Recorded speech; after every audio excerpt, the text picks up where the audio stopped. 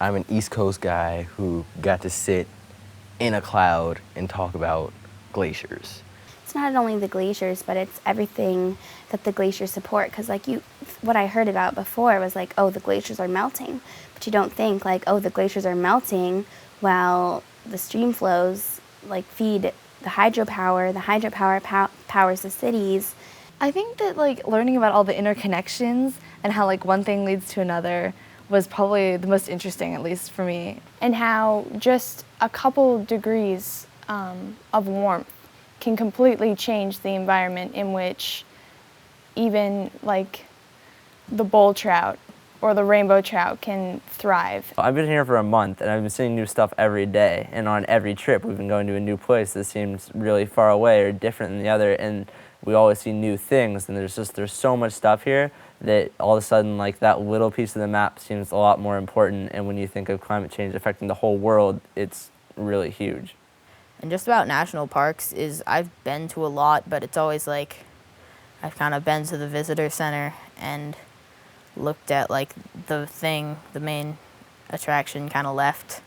So I think we've actually gone out here and seen more of what this actually is.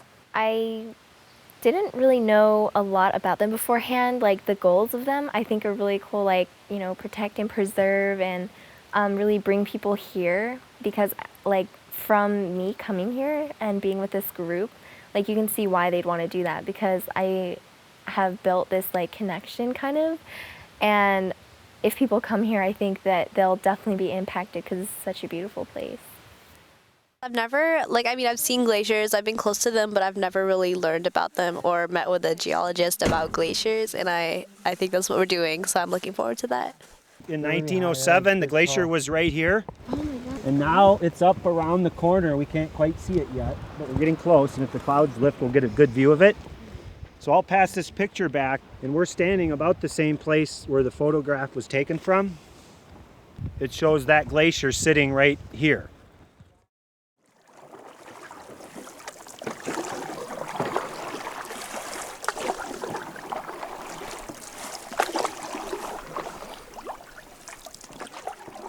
What we did today was canoe from Big Beaver campsite up to this campsite, which is Dry Creek campsite. And along the way we stopped in this huge canyon thing, which is super steep and super narrow, and there's a waterfall at the end of it. And it's pretty hard to navigate in, but it's really awesome. Kind of looks like something they have in National Geographic or something. If you were to take 10 water bottles, your 1 liter water bottles, fill them up with water, and put them together, that's the weight of a really big bull trout. And they live, most of the time, they spend their time down in the bottom of the lake where the water is super, super cold. This is like the polar bear of North Cascades National Park. So as we start thinking about climate change, things start warming up, this is going to be the species that we're probably going to lose pretty early on. What was your favorite part about the day we hiked up Desolation? My favorite part of the day we hiked up Desolation would probably be reaching the top. I really like seeing the butterflies. I like being with everyone, sharing a moment with, my companions and my friends, and just like seeing the lake view, the trees, all the mountains. I felt like I had the North Cascades at the palm of my hand. I don't know, it's my world. It's like my world, it's my life. Like I'm gonna live on this planet, It's our world to inherit.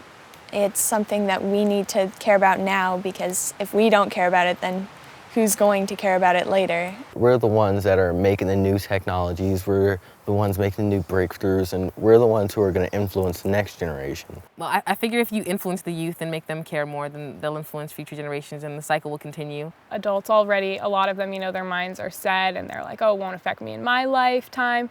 But it's our lifetime now, and we're the ones that are going to have to live with it in our future generations. And if we start early, then by the time we're adults, hopefully we'll be able to do something. We. We. We. We. We. We. We. We. We. We. We. We. We. Are going to change the world.